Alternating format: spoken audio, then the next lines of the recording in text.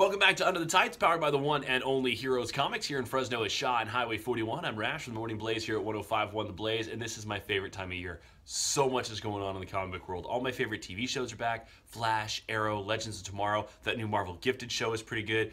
Punisher is going to be on Netflix pretty soon. There's so many movies on the horizon. You got the new Thor, you got Justice League. But guess what? We're not talking about any of that. You know why? Star Wars. And I need help.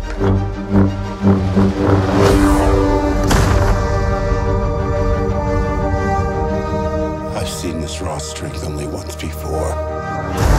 It didn't scare me enough then. It does now.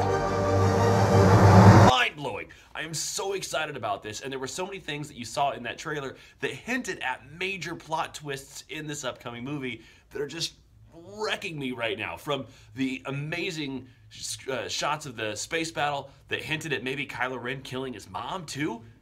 Han Solo wasn't enough? He's got to kill Leia too? Now, obviously something's got to happen to her in this movie because Carrie Fisher passed away this year. But to think that it was already written in that Kylo Ren might be the death of both of his parents? How evil is this guy? Luke is suddenly scared of the Force. The brief shot it shows of Luke training Rey and her being able to crack the ground just by using the Force without really even being trained, and then his fear of that from the power he's only witnessed once before. Who is this chick?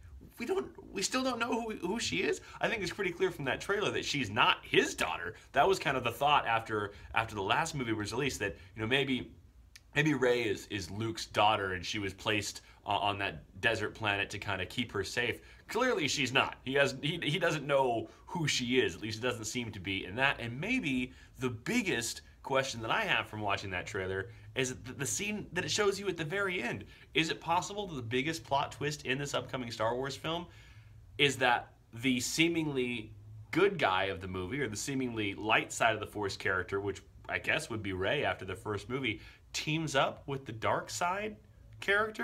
I need someone to show me my place in all this. I'll tell you this, from my knowledge of Star Wars, if this movie follows suit, it will end on a down note, much like Empire Strikes Back. Empire was the middle movie in the original in the original trilogy, right? Ends with Han Solo being captured. Luke finds out that Darth is his father, loses his hand. The Rebel Alliance is scattered across the galaxy, and then it's just over, and you're left with that ugh in your stomach until Return of the Jedi comes out. I have very little doubt that the end of The Last Jedi is going to be very, very similar. Leia's going to die. I can almost assuredly get you that. Well, what would be an equal plot twist to Luke finding out that Darth Vader is his father and Han Solo being captured? Well, what if the good guy of the movie, the light side of the Force, turns to the dark side at the end, and then it's just over, and you're left with what? Finn and old Luke, who I think Luke makes it through this. There's been some speculation that maybe Luke Skywalker dies in this too. I don't think that happens yet. I think he will die by the end of this trilogy. I think he'll die in the next one, but I think he makes it through this.